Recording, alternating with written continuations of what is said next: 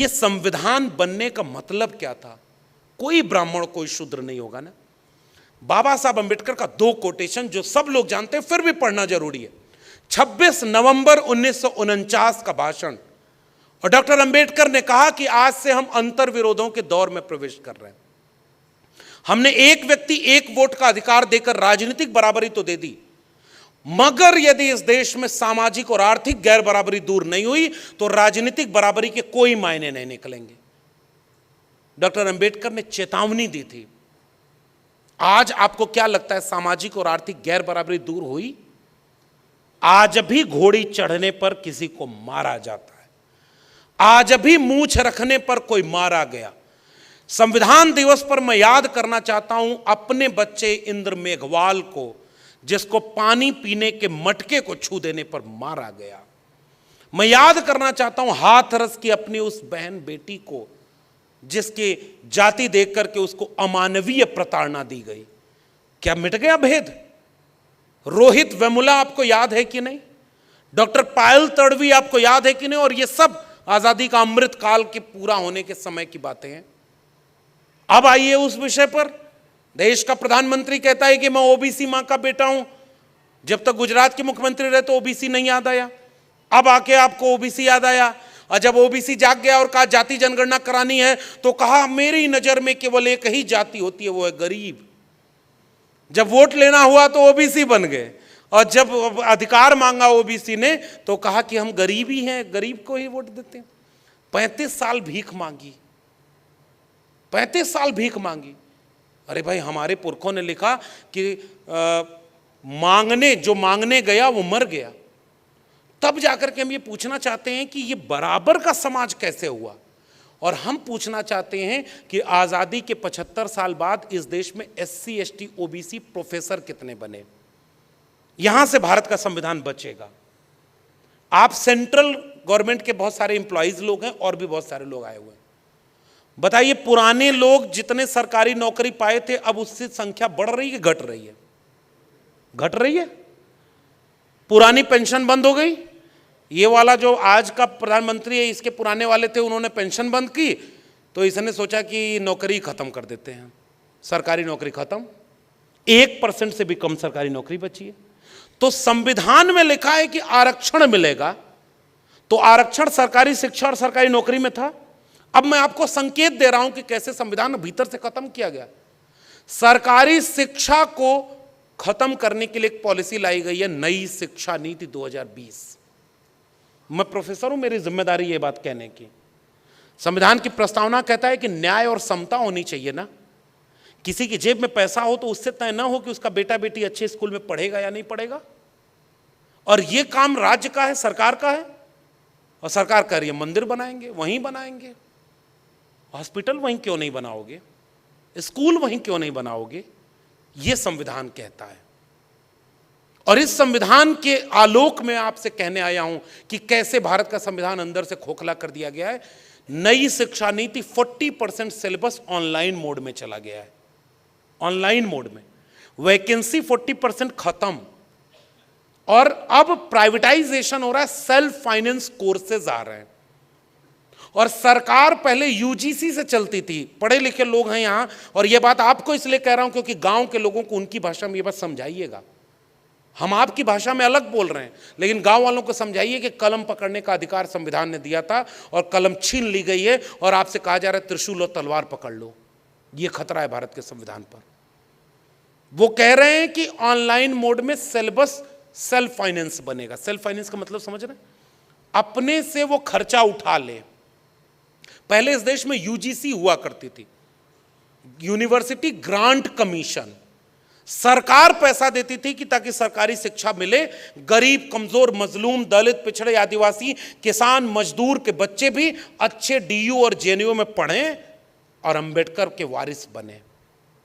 सरकार ने कहा कि अब पैसा हम नहीं देंगे, अब लोन देंगे। HEFA, higher education funding agency, agency सरकार की लोन देगी इंस्टीट्यूट को, और इंस्टीट्यूट को लोन वापस करना होगा। तो जब लोन वापस करना है तो इंस्टीट्यूट कम लोन लेना चाहेगा और सोचेगा पैसा अपने से जनरेट करें, और पैसा जनरेट कराने के लिए उसके पास क्या होगा? विद्यार्थी की फीस। और फीस आज की डेट में 400% तक बढ़ गई। इलाहाबाद विश्वविद्यालय की फीस 440% बढ़ा दी गई। वहां के बच्चे जब आंदोलन किए तो सारे बच्चे आज जेल में हैं। बताइए भारत का संविधान कहां बचा है? फीस 400%। और बताइए सबसे पहले शिक्षा से दूर कौन होगा? जिसको सबसे आखिर में शिक्षा मिलना शुरू हुई थी। सही कह रहा हूं, गलत कह रहा हूं? इस देश के दलित, पिछड़े, आदिवासी बच्चे तो पहली बार अभी ढंग से यूनिवर्सिटी पहुंचना शुरू हुए, और आपने एजुकेशन बेच दी। संविधान यहां से खत्म किया जा रहा है। और अगर सरकारी शिक्षा बिक गई तो आरक्षण आधा खत्म हो गया कि नहीं हो गया? प्राइवेट में तो कोई आरक्षण नहीं है। और दूसरा है सरकारी नौकरी, उसकी हालत हमसे बेहतर आप जानते हैं। 1% से भी कम सरकारी नौकरी बची है। इसलिए वो संविधान को भीतर से खोखला कर रहे हैं, क्योंकि बाहर से वो नहीं खत्म करना चाहते। प्रधानमंत्री बने थे तो माथा झुका दिया था संविधान के ऊपर। इस देश में एक चाय बेचने वाला देश का प्रधानमंत्री कभी नहीं बनता जब तक इस देश में भारत का संविधान नहीं होता। तो उसी संविधान को बदल दिए ताकि अगली बार कोई दूध बेचने वाला, कोई चाय बेचने वाला अगली बार देश का प्रधानमंत्री न बन पाए। ये खतरा है भारत के संविधान के ऊपर। बताइए सही कह रहा हूं, गलत कह रहा हूं? इलेक्शन कमीशन एक कमीशन हुआ करता था, भारत के संविधान में बना हुआ है। इन्फोर्समेंट डायरेक्टरेट यानी ईडी बनी है भारत के संविधान से। चीफ इलेक्शन कमीशन की नियुक्ति कैसे होगी? भारत के संविधान में लिखा हुआ है। और सारा नियम उन्होंने बदल दिया है। अब जहां चुनाव आता है तो उनकी पार्टी बाद में प्रचार करने जाती है, पहले उनका इलेक्शन डिपार्टमेंट पहले चला जाता है। ईडी, सीबीआई, विपक्ष के नेताओं को पकड़ो, जेल में डाल दो। संविधान कितना बचा है? ईवीएम से वोटिंग होती है। ईवीएम पर और ज्यादा बोलने का मतलब नहीं है। मशीन, दिमाग हैक कर लिया है, मशीन की बात ही छोड़िए। यह संविधान पर खतरा है। अगर संवैधानिक संस्थाएं ही बर्बाद हो जाएंगी तो संविधान बचेगा किससे? संविधान किसी इस प्रस्तावना या उससे बना हुआ कोई दस्तावेज का नाम नहीं है। बाबा साहब की दूसरी चेतावनी याद करना चाहता हूं। दुनिया का कोई भी संविधान कितना भी अच्छा क्यों ना हो, अगर उसे लागू करने वाले लोग अच्छे ना हुए तो वो संविधान कागज का पुलिंदा मात्र बनकर रह जाएगा। ये चेतावनी डॉक्टर अंबेडकर ने 26 नवंबर 1949 को इस देश को दे दी थी। संविधान कितना भी अच्छा क्यों ना हो। और डॉक्टर अंबेडकर ने तो यहां तक कह दिया था कि इसकी हालत यह है कि अगर मौका मिलेगा तो मैं ही इसको सबसे पहले नकार दूंगा। बोला था कि नहीं डॉक्टर अंबेडकर ने? इसलिए क्योंकि इसको लागू करने वाले लोग ठीक नहीं है। और आज संविधान खतरे में है। नागपुर के लोगों, हमें इस खतरे को गांव गांव तक पहुंचाना पड़ेगा, क्योंकि हमने संविधान का लाभ लिया है। आने वाली पीढ़ियां 25 साल बाद पूछेंगी कि तुम जब थे तो सरकारी नौकरी थी, तुम जब थे तो सरकारी शिक्षा थी, तुम जब थे तो संविधान जिंदा था, तुम हमारे लिए कौन सा भारत छोड़ के गए? उनका धर्म वाला राष्ट्र बनाने वाला। 24 का चुनाव आ रहा है और उन्होंने ये कह दिया है कि संविधान बदलेंगे।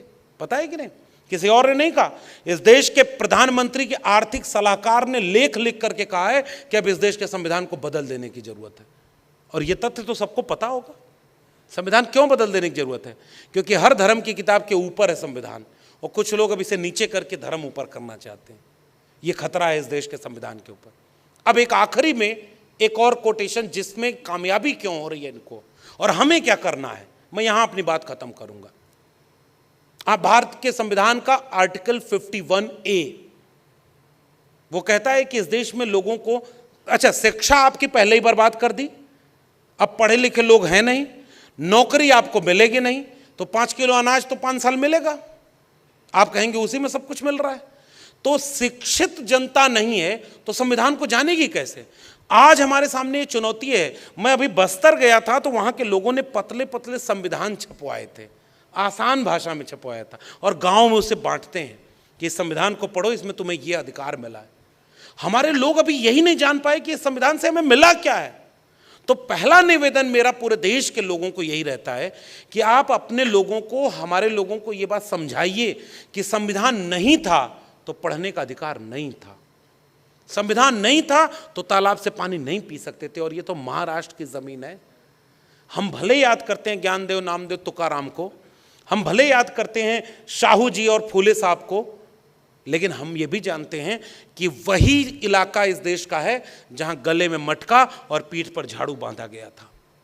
उनको बस ये बात बताने की जरूरत है कि संविधान नहीं था तो क्या था, संविधान है तो क्या क्या मिला है।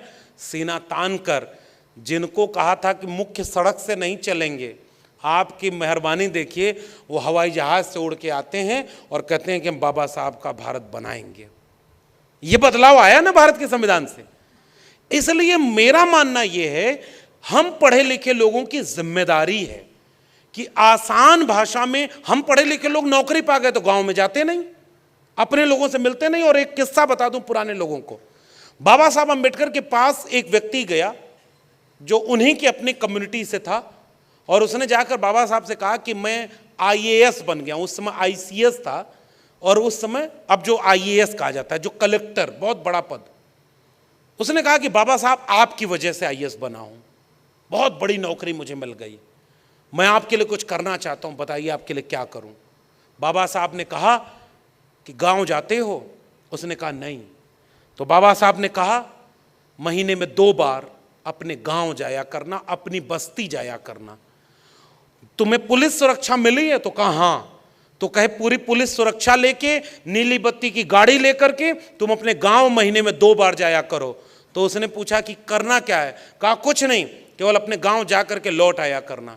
तो बाबा साहब ने जाते हैं तो उससे कहा तुम्हारे लोग जब तुम्हें देखेंगे अच्छे कपड़ों में, तब ये उनको आत्मविश्वास आएगा कि हमारे बीच का कोई व्यक्ति जब आईएएस बन सकता है तो अगली बार फिर वहां से कोई बच्चा पढ़ने निकलेगा और वो आईएएस बनना चाहेगा। इसलिए बाबा साहब ने कहा तुम गांव जरूर जाया करना। डॉक्टर अंबेडकर चाहते तो उनसे और कुछ मांग लेते। डॉक्टर अंबेडकर ने मांगा अपने समाज की भलाई, और हमको नौकरी मिली तो हम अपने गांव से दूर हो गए। मैं तो वैसे भी ठेके पर प्रोफेसर हूं, आप जानते हैं कि नहीं, परमानेंट नहीं हूं, लेकिन इतना जोखिम केवल इसलिए उठाया हूं कि हमारे ऊपर कर्ज है इस कंधे पे। अगर हम इस चीज को निभा नहीं पाएंगे तो इसको कैसे हम कहेंगे कि हमारी जिम्मेदारी हमने निभाई। अब एक और बात, आर्टिकल 51A, और ये आखिरी बात कहकर, क्योंकि मेरा वक्त लगभग 1 घंटे होने जा रहा है, मैं आखिरी में संविधान को बचाने के लिए खतरा सबसे बड़ा क्या है। आर्टिकल 15A कहता है कि हम इस देश में नागरिकों को वैज्ञानिक चेतना संपन्न करेंगे, और हमारे देश में अंधविश्वास और पाखंड फैलाया जा रहा है।